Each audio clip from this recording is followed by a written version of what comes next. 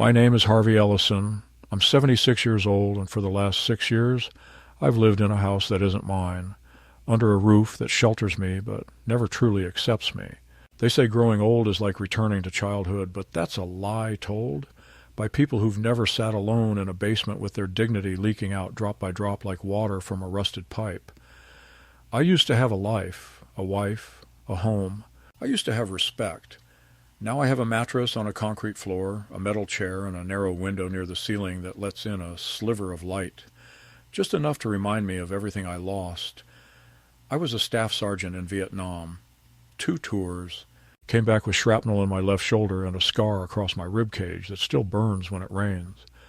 But I also came back with pride, a sense of honor. I worked 35 years at the Postal Service after that, not missing a single day except when my wife, Ellen, gave birth to our son, Daniel. She was the kind of woman who kept the world together, quietly, with hands always busy and eyes always watching. Ellen died of breast cancer 6 years ago. That's when the foundation of my life cracked so loud, I'm still hearing the echo. Danny, back then, was her heart. I think that's why I never really connected with him the way she did. He was soft where I was hard, questioning where I followed orders. When he turned 18 and said he wouldn't enlist, I didn't speak to him for 3 months. I thought he was weak. I told him as much. What I didn't tell him was that I envied his freedom to choose. Still, Ellen made us talk again, made me go to his college graduation, made me try, and I did try. But some wounds don't close just because you want them to. Some start bleeding the moment you take your eyes off them. After Ellen passed, Daniel offered to take me in. I was fragile then. I just had a mild stroke, and the doctor said I shouldn't be living alone. I remember how he framed it. "It'll be good for you, Dad. You won't have to worry about anything. We'll take care of you." At the time, it sounded like mercy. Now I understand it was logistics. I was a package with no address of my own, easier to manage in the basement than in a care facility. His wife, Sharon, never said much about the arrangement, but her silences said plenty. The way she set the table for 3 and never invited me up. The way she knocked once, softly, before opening the door to bring leftovers like she was feeding a stray cat. The basement became my world. At first I told myself it was temporary. I'd recover, get stronger, maybe even drive again. I still had my pension, my Social Security, and a little savings. I thought I'd be able to rent a small place someday, but months turned into years, and strength turned into stiffness. My right leg, still affected by the stroke, started giving out more often. The walks to the upstairs bathroom became events I planned with the same care I used to plan combat missions. I started using a plastic urinal to avoid the stairs at night. Dignity, I discovered, doesn't vanish in a dramatic whoosh. It evaporates bit by bit, one compromise at a time. Daniel works in tech support, from home mostly. I can hear him through the ceiling during the day, his voice changing tones depending on who he's talking to, friendly for clients, clipped and annoyed for Sharon. They argue often, mostly about money. She wants to open her own salon, and he wants to invest in crypto. I don't pretend to understand any of it. I only know that when they come down to see me, it's rarely to ask how I'm doing. More often it's to remind me that the water bill went up or that the refrigerator isn't a charity. They feed me on their schedule. Lunch, if I'm lucky, arrives around 2. Dinner after 7. Some days I get both. Some days I don't. I don't complain. I learned early that complaints are invitations for contempt. I keep quiet.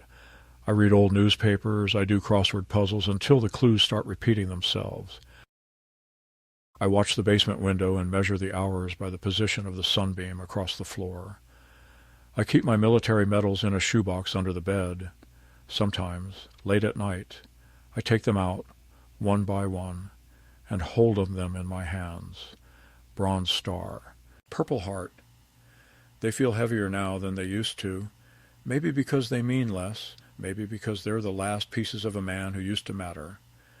Once, Daniel came downstairs and caught me with the medals. He laughed. "Why do you keep those? You're not going to war again, Dad." I didn't answer. I didn't tell him that I wasn't holding on to the medals. I was holding on to the memory of being someone. He used to call me sir when he was little. Ellen taught him that. "Show your father respect," she'd say, and he would snap a little salute with his chubby fingers, grinning. I can't remember the last time he looked me in the eyes, let alone said my name without some edge of irritation. Sometimes I wonder if I deserve it, if I was too cold, too rigid, too much of a soldier and not enough of a father. Regret is a quiet companion. It doesn't yell. It whispers while you lie awake. About 6 months ago, I began to notice things missing. First my checkbook, then my bank statements. I asked Daniel, and he said, "Don't worry about it. I'm managing everything now." It sounded almost reasonable, but there was a tone in his voice that made my skin crawl, like he was speaking to a pet or a toddler. A few weeks later, he told me he'd changed the mailing address for my accounts to make things easier. That was when I started hiding cash. I'd squirrel away a 5 here, a 10 there, just in case. But just in case is a fantasy about when your body doesn't obey you. I fell in the shower once, crawled to the door, lay there until Sharon came down hours later and screamed when she saw the blood. They bought me a shower chair after that, not out of concern, but because they didn't want to deal with the mess again. I heard her say it when she thought I was asleep. If he falls again, he might die. And then what? We get blamed? Daniel didn't answer. I suppose he was thinking the same thing I was, that dying would be easier than surviving like this. I'm not dramatic by nature. I've always believed in taking what life gives you and making do. But lately, I've started to wonder if I've outlived my usefulness, if I'm just a breathing relic taking up space. Daniel's tone when he speaks to me has changed. There's no warmth, no affection, only obligation. Or worse, resentment. I can feel it in the way he throws the food tray down or sighs when I ask for help reaching something. The other day, I asked for a second blanket because the basement gets cold at night. He rolled his eyes and said, "You're lucky you have heat at all. Some people are on the street. He's not wrong, but that doesn't make him right." I think a lot about Ellen these days, what she would say if she saw what had become of us, of me. I like to think she'd be angry, that she'd march down those stairs and tell Daniel off, that she'd say, "This is not how we treat the man who built this family." But maybe she wouldn't. Maybe she'd just sit beside me in the dark and hold my hand. That would be enough. Last week the real moment came. I was lying on the mattress, legs stiff, hands trembling from a new round of tremors that the doctor called expected at your age. I called upstairs. "Daniel, could you bring me something to eat?" There was a pause. Then his voice, clear and cold through the stairwell, "Crawl if you want food." The words sliced through me, cleaner than any bullet I ever took. For a long time, I didn't move. I stared at the ceiling and wondered how we'd come to this. Then I pulled myself off the mattress, gritting my teeth, and began to crawl toward the stairs. I knew something had changed in me. I didn't know it yet, but I'd just declared war. The next morning I woke up sore in every joint, every tendon, and every corner of my pride. My knees were swollen, the skin raw from dragging them across the concrete floor the night before. My palms were grazed, tiny blisters forming near the base of each thumb. I didn't sleep much. The pain was sharp, but it wasn't the pain that kept me awake. It was the silence upstairs, the kind of silence that follows something deliberate, something cruel. Daniel hadn't come down. No food, no voice, not even the sound of footsteps above me. I don't know if he thought I'd actually crawl or if he was simply testing how far he could push me before I broke. But I knew, lying there in the dark with the taste of carpet glue in my throat, that something had snapped between us. Whatever thread of connection had remained, father to son, man to man, it had torn during those 3 words he flung down the stairwell, "Crawl for food." When I finally managed to stand, with the help of the pipe bolted to the wall near my cot, my legs buckled twice before holding me. I felt like a dog who'd been kicked too many times, still limping toward its master. With some misplaced hope of affection, I hated that I felt that way. Hated how, even after being humiliated, I still expected a moment of decency, a tray left at the top of the stairs, maybe even a muttered apology. But there was nothing. No clatter of dishes, no footsteps. Just the hum of the refrigerator upstairs and the quiet creak of the house settling in its bones. By noon, the hunger was a dull roar in my gut, layered with shame. I knew I could wait it out. Eventually, Sharon would remember I hadn't eaten and bring something down, maybe. Or maybe they'd decided I was more convenient when quiet and out of sight. Maybe this was a new phase in the slow erosion of my humanity, testing how long I could go without food before complaining. Maybe they wanted to see if I'd crawl again. I didn't want to give them that satisfaction, but pride doesn't keep a man alive. So I reached for the walking cane I'd bought myself from a second-hand shop the year before, the one I'd hidden behind the water heater so Sharon wouldn't nag me to stop clinging to things I couldn't use properly. I gripped it like a weapon. It took nearly 10 minutes to get to the bottom of the stairs. The basement was long and narrow, and I had to rest twice, sitting on an overturned bucket.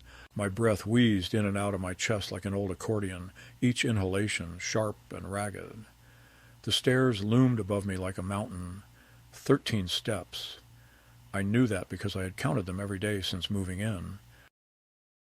They were wooden, steep, and uncarpeted, each one a risk, each one an invitation to fall and never get back up. I didn't trust my right leg to carry me, so I climbed on all fours, dragging my body slowly, testing each plank with trembling hands. Halfway up, my knee slipped, and my shin slammed against the edge.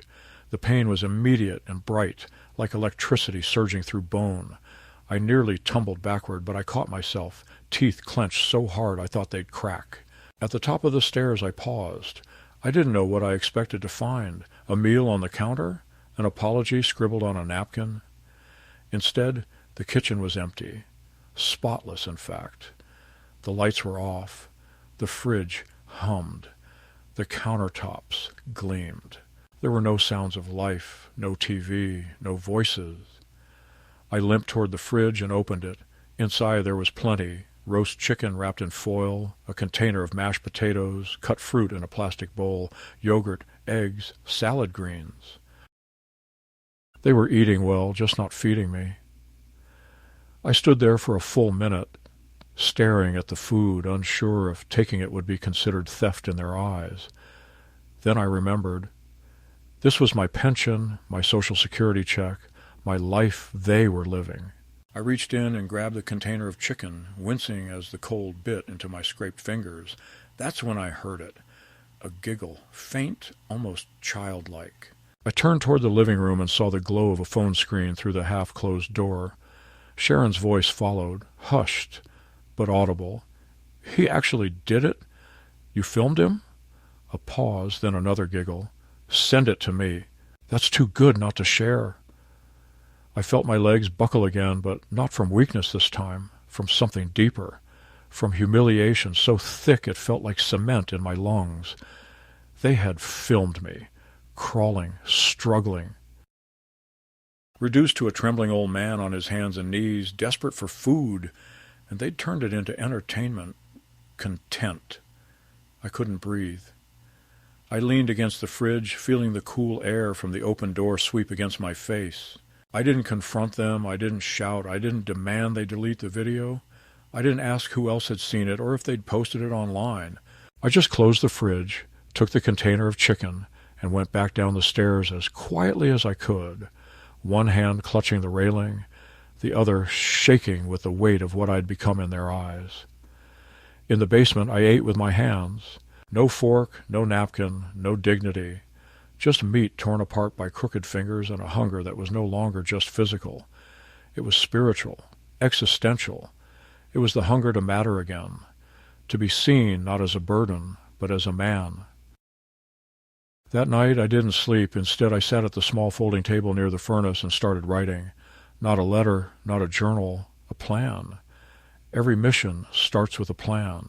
I listed what I still had, my military ID, my VA benefits, my driver's license, even though I hadn't driven in years, a small amount of cash, bills I had hidden inside an old Reader's Digest, a prepaid flip phone I'd bought 2 Christmases ago because I didn't trust smartphones, and the number of Vince Carraway, the only man alive who had once pulled me out of a jungle swamp in '68 with bullets flying over our heads. We hadn't spoken in years, but Vince owed me a favor. More importantly, he believed in debt the way old soldiers do. I wasn't going to ask him for a place to stay. I wasn't going to ask him to fight my battles. I just needed one ride. One moment of escape, because now I knew I had to get out. Not for revenge, not even for justice, but for survival. They had made me crawl. Now I would make them watch me rise. The days that followed passed like smoke, slow, bitter, and clinging to everything. After the incident on the stairs, something shifted in the house. Daniel avoided me almost completely, and when he did appear, it was with the exaggerated calm of someone performing good behavior for a camera. He began to address me like a nurse might speak to a patient in a care facility. "Are we feeling okay today? Don't forget to take your pills. Try not to make a mess." It was patronizing, deliberate, and laced with the kind of thinly disguised resentment that made every word feel like a slap. Sharon, on the other hand, grew bolder. She didn't even pretend anymore. One morning, when I ventured upstairs to ask for laundry detergent, she glanced at my shirt, wrinkled and stained from sleep, and said, "Maybe it's time we think about a place that can really take care of you." I asked her what she meant. She smiled tightly and said, "Assisted living. Somewhere clean, regulated, with staff who can handle situations." I knew exactly what she meant. She wanted me out, removed, declared incapable and stored away like a broken appliance that took up too much space in their otherwise curated life. It wasn't just neglect anymore, it was strategy. The realization of their plans settled on me like frost, cold and inescapable. They weren't just waiting for me to die, they were manufacturing my decline. They were positioning themselves to take control, not just of my body, but of my money, my records, my legacy. I saw it in the way Daniel insisted on handling my prescriptions now, the way he questioned whether I remembered to lock the door or whether I had confused the day of the week. I started noticing things disappearing again, my pension statements, a letter from the VA, even my Medicare card. I confronted him once, asking where it had gone, and he waved it off. "You must have misplaced it. You forget things all the time." But I didn't, not yet. My mind was still mine, and I was remembering everything with clarity that bordered on painful. So I began to fight back, not loudly, not with confrontation, but in the quiet, tactical way a man learns when he's been trained for war. I started by testing my body, pushing against its limits like a prisoner mapping the dimensions of a cell. Each morning, before they were awake, I forced myself to stand unsupported for 30 seconds, then 40, then a minute. I gripped the back of my metal chair and lifted my feet one at a time, practicing balance. I fashioned a set of makeshift hand weights from old canned food and duct tape, curling them until my arms trembled with fatigue. At night, I did leg lifts on the cot, biting the inside of my cheek to stop from crying out when the muscles cramped. I trained in silence, in darkness, because noise invited scrutiny and scrutiny invited sabotage. I wasn't ready to let them know I was preparing to leave. The cane helped. I could now reach the stairs without crawling. The first few times I tried climbing again, I nearly passed out from the effort, but I made it, step by step, like a soldier advancing under fire. I never let them see me practice. If they thought I was stronger than I appeared, they might move faster with their plan. I needed time, and I needed help. That's when I called Vince.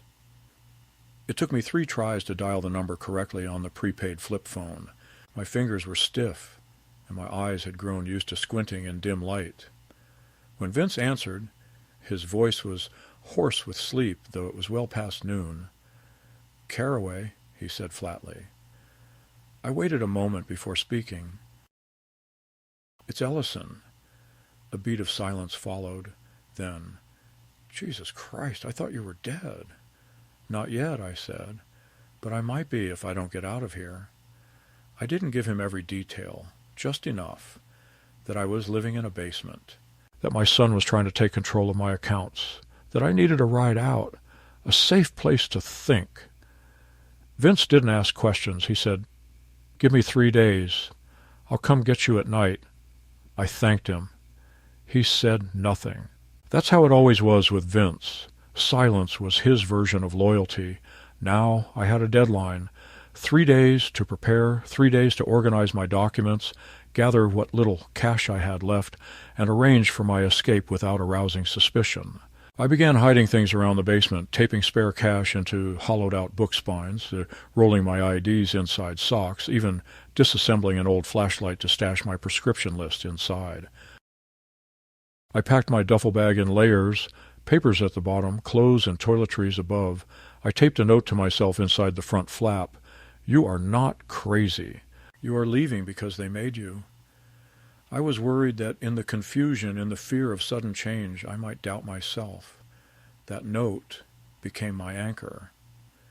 During those 3 days, Daniel and Sharon's behavior grew more peculiar. I overheard a phone conversation Daniel had late at night. He was speaking in low tones, pacing the living room above me. I only caught fragments. Yes, we have the medical records. Early signs, but enough. Yes, he's signed some documents already. That last part made my blood run cold. What documents? I hadn't signed anything since I gave them power of attorney to manage some hospital paperwork after my stroke years ago. Had they forged something? Or had they tricked me into signing more than I realized? The next day I went through the folder where I kept my records. Half of it was gone. I began to realize that their plan wasn't just theoretical anymore. It was in motion. They weren't just thinking about putting me in a home. They were assembling a case, a narrative. They were documenting signs of dementia, recording episodes, and collecting whatever pieces of paper they needed to legally remove me from their lives and their house, while keeping everything else I had earned. I started sleeping during the day and staying awake at night, alert for any movement. I heard them discussing me often, but never directly, always through walls, through floors, through muffled tones. Sharon once said, "What if he snaps? What if he does something?" Daniel responded. "He can't even make it up the stairs without a nap. We just need a few more things on paper, and then we can take care of it." That phrase stuck in my mind. Take care of it. They talked about me like a problem to be resolved, not a man to be helped.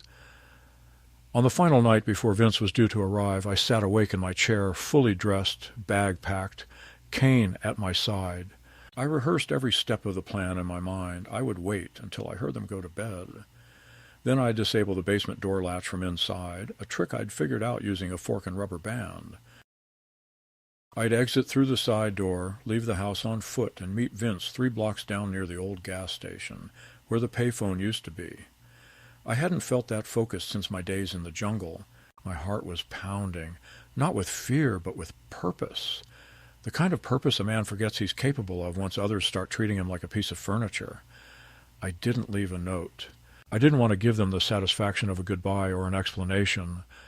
Let them wake up and find the cot empty, the basement silent, the air stale with absence.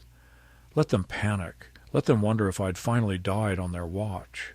I was tempted to leave this video playing on their TV, the one they filmed of me crawling. But no, I wouldn't give them the power to make it into another performance. When Vince's headlights finally swept across the far curb at 2:17 a.m., I stepped into the night without looking back. They had underestimated me. That was their first mistake.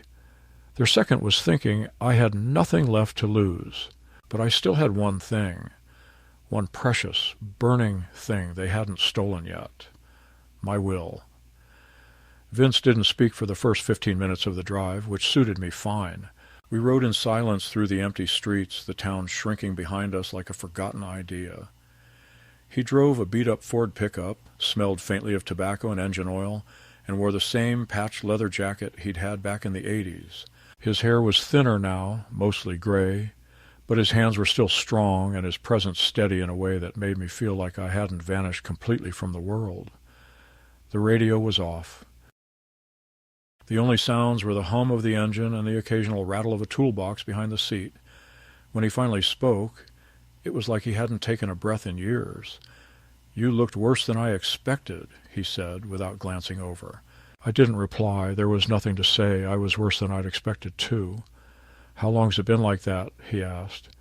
I thought about it. Not just the weeks, but the years. The slow unspooling of time. The erosion of boundaries, of pride, of self. Since Ellen died, I said. He nodded. Knew she kept you upright. Women do that. Keep the roof from collapsing even when the walls start to rot. I watched the road disappear under the headlights.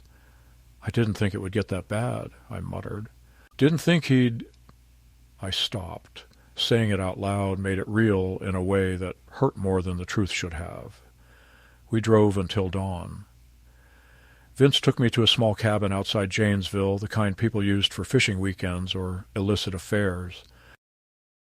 It had a wood stove, a working sink, a cot, and not much else.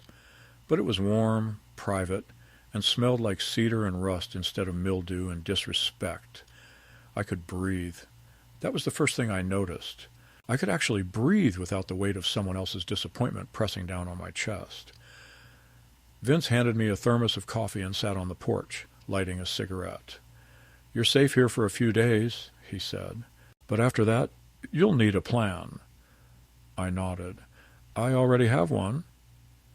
I spent the next 48 hours making calls, organizing documents, and reestablishing my identity. First was the bank.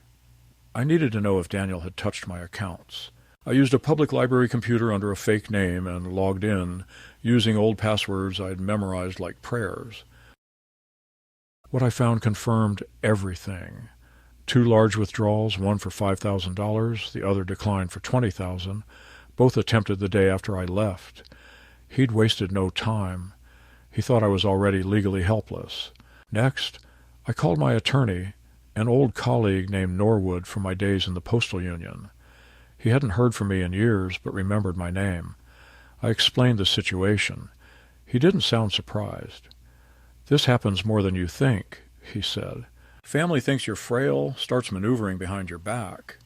I asked him what I could do. He said, first, we lock them out of your accounts. Second, we revoke any power of attorney they may be abusing. Third, we document everything. Emails, voicemails.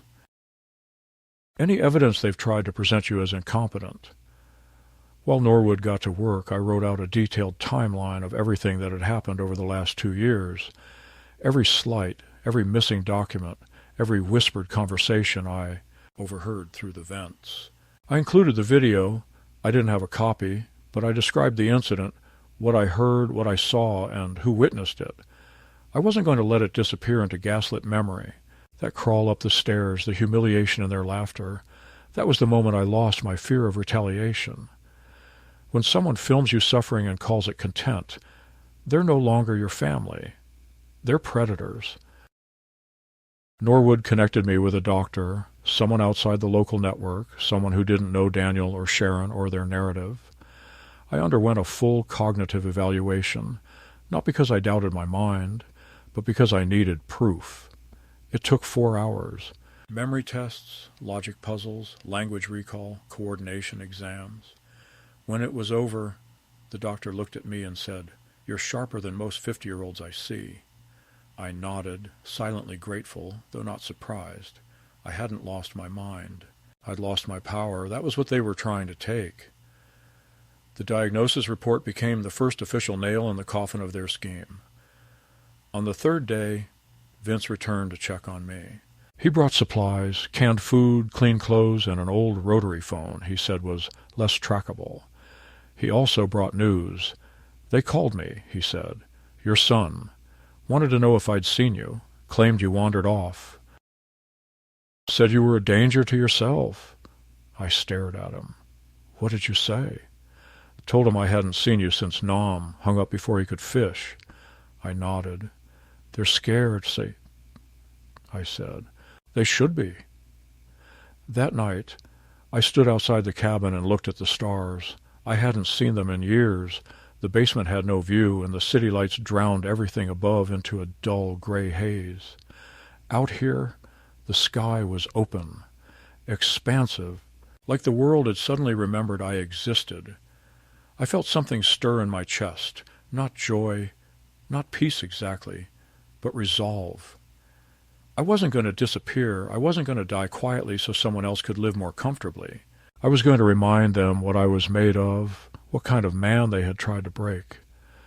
I called Norwood the next morning and gave him the go-ahead to start filing the paperwork, revocations, claims, asset protections. I want everything frozen, I told him, and I want them to know it was me. He chuckled. You sure you don't want to soften the blow? Maybe send a letter? No, I said. I want them to feel it. It was time to fight back. Not for vengeance, but for truth. I was no longer a bystander in my own life. I didn't crawl to survive. I crawled so I could rise. 3 weeks passed in silence, but it was a silence unlike the basement's. A silence of purpose, of movement behind the curtain, of things being set in motion. Norwood was tireless. Every day he called with new updates, forms to sign, statements to submit. He had the power of attorney annulled, froze all accounts tied to my Social Security and pension, and initiated an official notification process with my banks and benefits administrators. The moment we got confirmation of the revocation, I saw it, like watching the lever pulled that dropped the gate. Their faces weren't in front of me, but I could imagine them. Sharon with her face flushed in outrage, Daniel pacing, confused, realizing too late that the old man had slipped the leash. They would have called everyone, the bank, the VA, maybe even the police. They would have said I was confused, lost, sick. But the doctor's report we submitted before any of it began had shut that door before they even reached for the handle. I was not only legally competent, I was sharper than ever, and now I had witnesses, evidence, and control. Vince took me to Norwood's office in the city for the first in-person meeting. It was strange, being in a suit again, even an old one. The sleeves were looser than I remembered, my body thinner and harder from weeks of plain food and silent determination.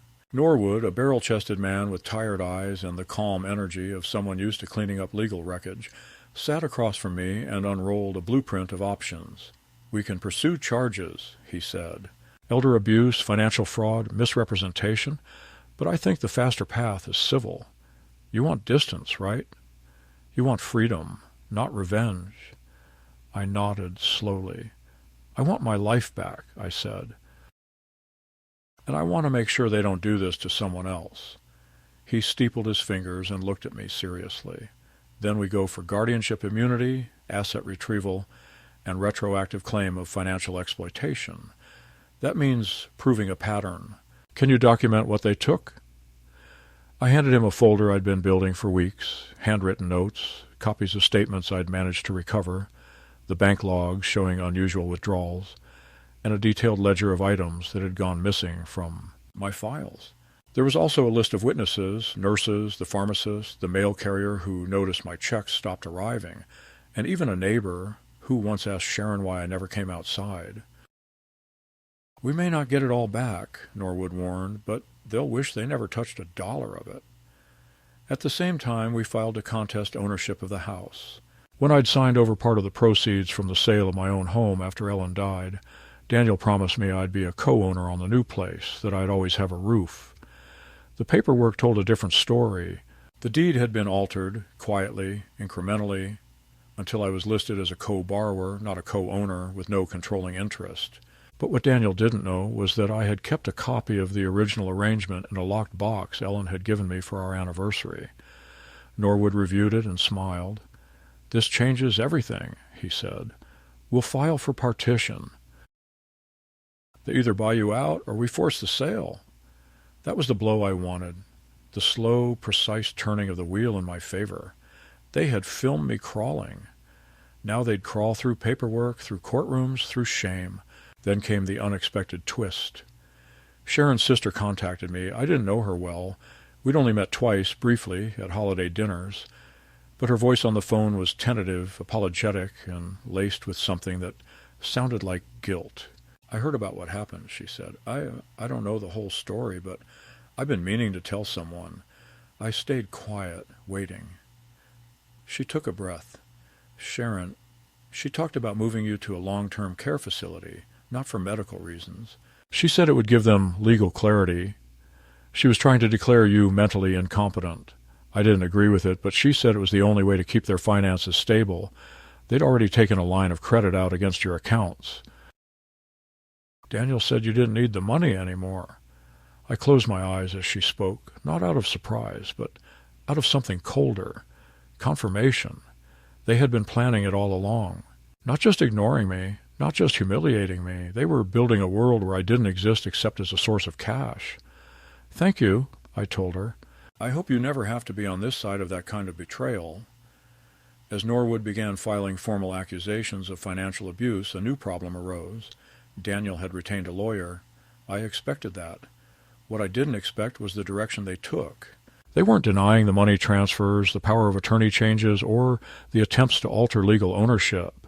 Instead, they were building a case that I was mentally unstable, prone to delusion, and a threat to myself.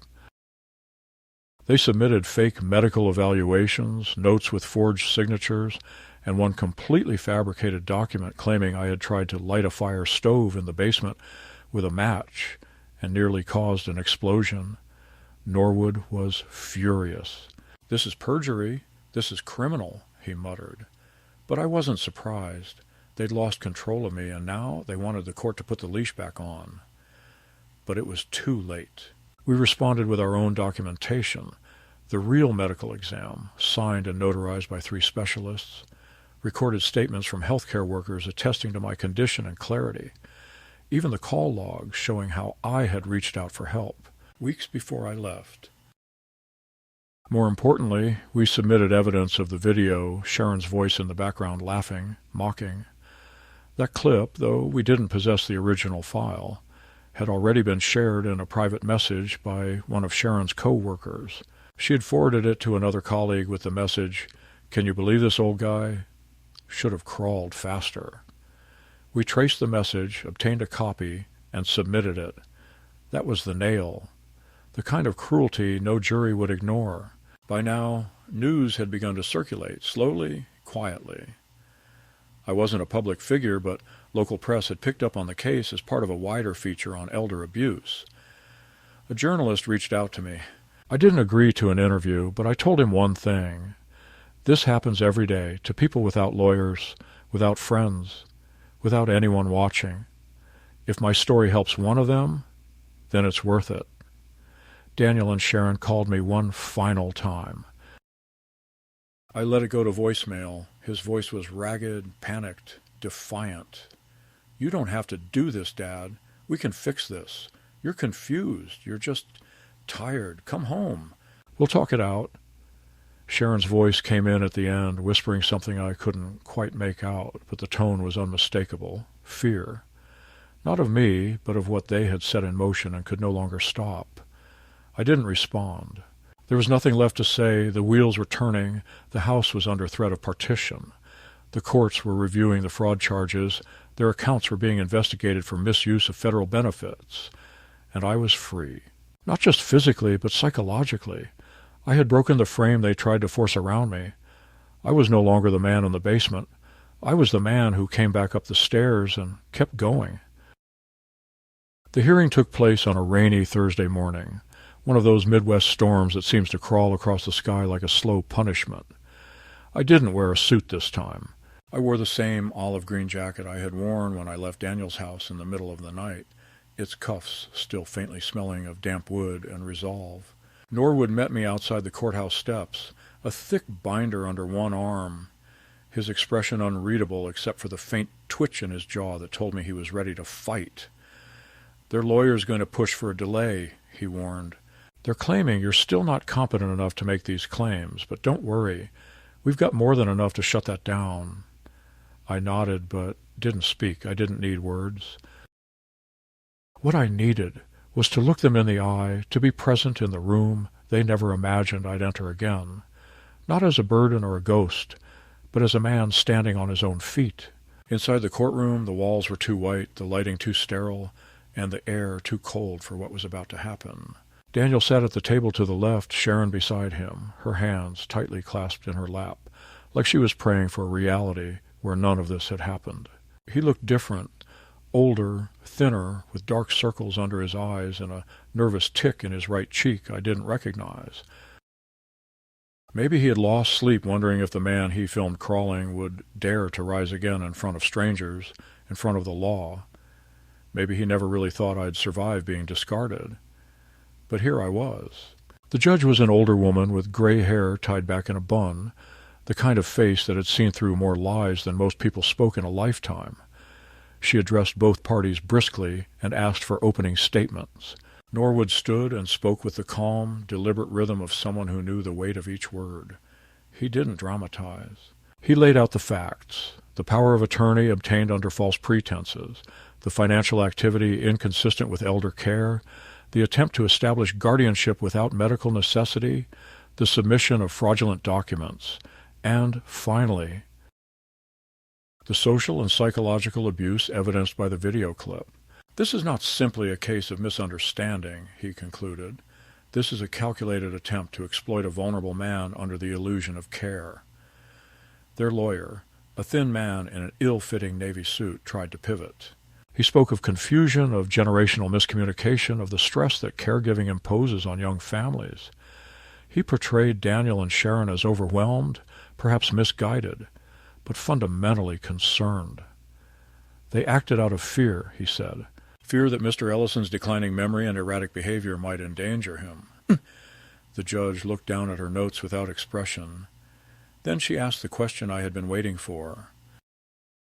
"Do you have medical documentation supporting your claim of cognitive decline?" The lawyer cleared his throat, stammered, and then reluctantly acknowledged that the primary documents had been withdrawn, pending verification. It was the bureaucratic equivalent of waving a white flag. Then it was my turn. I stood, slow but steady, cane in one hand, binder in the other. The judge asked if I wanted to read a statement or answer questions. I said, "I'll speak freely, Your Honor." My voice was rough at first, but it held. I looked directly at my son as I spoke, not to accuse, but to show him that I was not afraid, not silenced. "I raised that boy to be better than what he became," I said. "I served this country. I paid my bills. I buried my wife with my own hands. I lived through combat, illness, loss, and I never once asked for pity. All I ever wanted was respect." When I moved into their house, I thought I was going to be part of a family again, but I wasn't a guest. I was an inconvenience. I wasn't cared for. I was managed, silenced, hidden. I told the court about the basement, about the food rationing, about crawling to the top of the stairs for a plate of dinner, about the laughter, the video, the looks of disgust. I told them about waking up every day wondering if I was being slowly erased, not from memory but from paper, from law, from the right to exist as a man. I spoke without bitterness. I didn't need to raise my voice. The truth did all the shouting. "I may walk slower," I said, "but I see clearly. I may have scars, but I remember who I am, and I remember what they did." Silence filled the courtroom when I finished. No one spoke, not even Daniel. He sat frozen, eyes lowered, a flicker of shame finally breaching the smugness he'd worn like armor for so long. Sharon beside him looked straight ahead, her jaw clenched like she was swallowing the bitter realization that there would be no graceful exit from this. The judge adjourned the hearing for 20 minutes to deliberate. I waited in the hallway, my back pressed against the cool marble wall, cane resting between my knees. Norwood sat beside me, leafing through his papers without focus. "You did good in there," he said eventually. I nodded, but didn't reply. I wasn't thinking about victory. I was thinking about Ellen, about what she would have said if she had seen all this unfold. Part of me wanted to believe she would have wept, not for the pain, but for the resilience.